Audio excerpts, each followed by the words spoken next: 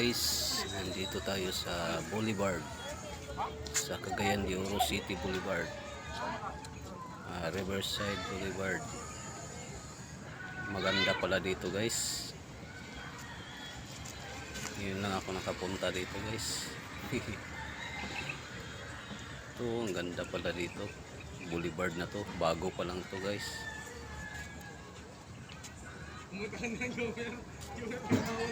Mahaba, saka mahaba to guys. Dito yung maraming nagja-jogging dito, naglalakad, lalo na pag hapon hanggang gabi. Ang dami dito mga tao ngayon.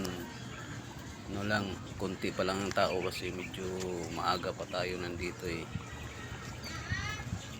kaya kukunti pa lang yung mga tao.